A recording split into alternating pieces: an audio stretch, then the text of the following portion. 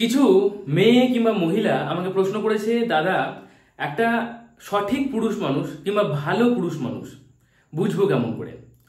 এখন এই প্রশ্নটা বেশিরভাগ মহিলা কেন করেছে, কারণ তারা সমস্যা নিয়ে ভুগছে। কি সমস্যা? সম্পর্কের সমস্যা। এখনকার বর্তমান সমাজটা এতটাই জটিল হয়ে গেছে যে বিভিন্ন মানুষ, বিভিন্ন বয়সের মানুষ সম্পর্কের সমস্যায় ভুগছে। তাই মহিলারা মূলত আমাকে প্রশ্নটা করেছে, দাদা সঠিক পুরুষ মানুষ বুঝবো কেমন করে, যে মানুষটাকে জীবন সঙ্গী হিসাবে আমি চুজ করব সেই মানুষটা ভালো না খারাপ। আজকের এই ভিডিওতে মূলত আমি 4টে পয়েন্ট বলবো। এই 4টে পয়েন্ট একটা পুরুষ মানুষের মধ্যে দেখতে যদি আপনি পান, তাহলে আপনি বুঝতে পারবেন এই পুরুষ মানুষটা আপনার জন্য কিংবা মোটামুটি সবার জন্যই ভালো। সবার জন্য মানে আমি এটা বলছি না যে আপনি সবার সাথে তাকে ভাগ করে নিন, আমি বলছি যে এই ধরনের পুরুষ মানুষরা মূলত জীবন সঙ্গী হিসাবে ভালোই হয়। 4টে পয়েন্ট দেখার জন্য বলবো। তো 4টে পয়েন্ট কি সেটা অবশ্যই ভিডিওতে বলবো। তার আগে অবশ্যই বলে দিই, আপনি যদি আপনার সমস্যা নিয়ে আমার সাথে ডিসকাস করতে চান, তাহলে আমার ফ্রি লাইভ সেশন জয়েন করতে পারেন এই চ্যানেলে প্রত্যেক রবিবার সন্ধ্যে 7:30টায় এবং আমার ব্লগ চ্যানেলে প্রত্যেক বুধবার সন্ধ্যে 7:30টায়। সেখানে অবশ্যই স্পিরিচুয়াল ক্লাসও হয়। ব্লগ চ্যানেলের লিংক প্রত্যেক ভিডিও ডেসক্রিপশন বক্সে পাবেন। ব্লগ চ্যানেলের নাম শান্তিনিকেতনের শান্তনু। আরেকবার বলি, শান্তিনিকেতনের শান্তনু। আচ্ছা, 4টে পয়েন্ট, মাত্র 4টে পয়েন্ট দেখে নিলেই মোটামুটি ভাবে আপনি কনফার্ম হতে পারেন যে এই পুরুষ মানুষটার সাথে আমি জীবন কাটাতে পারবো। এবার তার আগে অবশ্যই একটা বিষয় আপনাকে বুঝতে হবে, সঠিক বা ভালো এই কথাটার অর্থ বিভিন্ন জনের কাছে বিভিন্ন রকম। অনেক মানুষ আছে যারা ঠিক যেমন মেন্টালিটির তেমন মেন্টালিটির মানুষ পেলেই তারা সেটাকে সঠিক বা ভালো বলে মনে করে। আবার অনেক মানুষ আছে যারা নিজের মেন্টালিটিটাকে অতটা গ্রো করতে পারেনি, নিজের মেন্টালিটিটাকে অতটা প্রাধান্য দেয় না, কিন্তু সেই মেন্টালিটিটা তারা ত্যাগ করতেও পারে না, কিন্তু তারা মনে মনে অন্য ধরনের মেন্টালিটির মানুষজনকে প্রাধান্য দেয়। তাই তাদের কাছে আবার নিজের মেন্টালিটির মানুষ হলে অতটা প্রাধান্য তারা দেবে না। তো বিষয়টা বুঝতে হবে যে সঠিক কিংবা ভালো কথার অর্থ বিভিন্ন জনের কাছে বিভিন্ন রকম। এটা কিন্তু স্থান, কাল, পাত্র, ভৌগোলিক অবস্থান সব হিসাবেই এটা আলাদা রকম হয়ে থাকে। তবে তবু ওভারঅল যদি দেখা যায়, তাহলে একটা পুরুষ মানুষের মধ্যে 4টে পয়েন্ট আপনাকে দেখে নেওয়া উচিত। এই ধরনের পুরুষ মানুষরা মূলত ভালো হয়। এই ধরনের পুরুষ মানুষরা সংসার করতে পারে, বৈবাহিক জীবনে ভালো রাখতে পারে, এই ধরনের মানুষরা সবাইকে নিয়ে চলতে পারে এবং জীবনে আস্তে আস্তে গ্রো করতেও পারে। ফার্স্ট যে গুণটা আপনার দেখা উচিত একটা মানুষের মধ্যে, মানে পুরুষ মানুষের মধ্যে, সেটা হচ্ছে যে একটা পুরুষ মানুষ আপনাকে যেন পদানত না করে রাখে, এটা প্রথমে দেখা উচিত।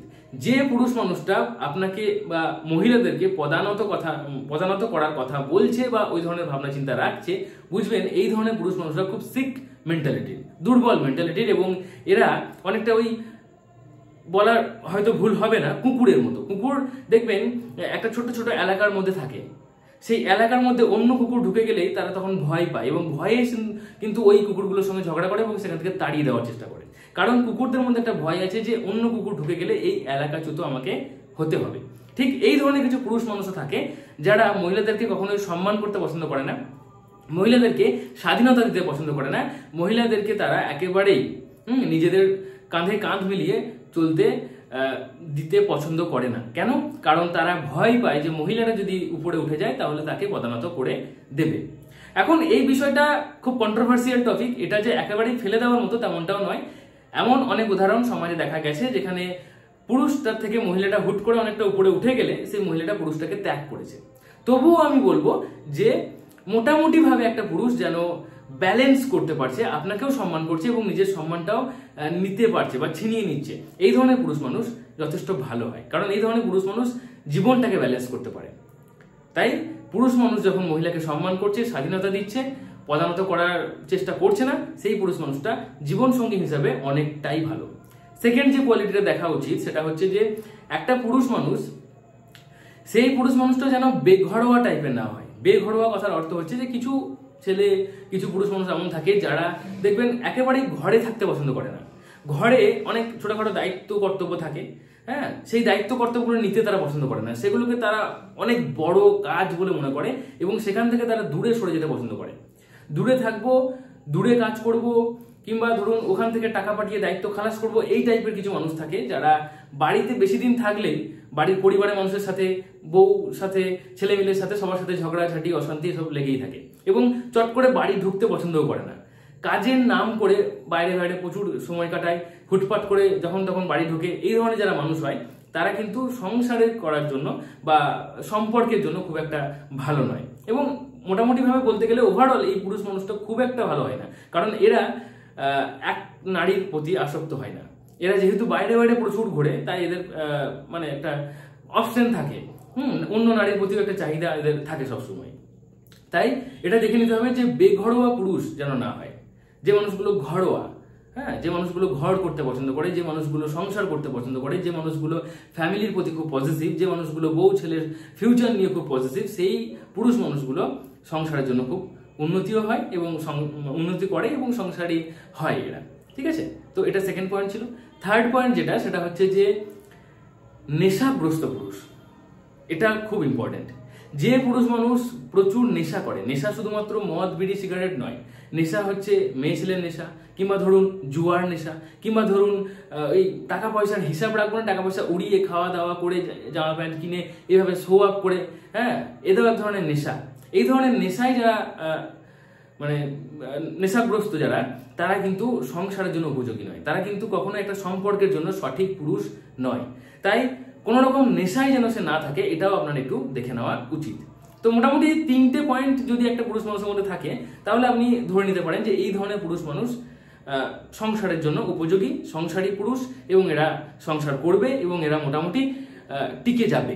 ঠিক আছে, যদি আপনার মধ্যে কোনো খুঁত না থাকে কিংবা পরবর্তী সময়ে কোনো সমস্যা না হয়, তাহলে টিকে যাওয়ার চান্স অনেক বেশি। এবং এই ধরনের পুরুষ মানুষগুলো খুব একটা ক্ষতিকারক হয় না সমাজের জন্য, পরিবারের জন্য, আপনার জন্য, কারোর জন্যই খুব একটা ক্ষতিকারক হয় না।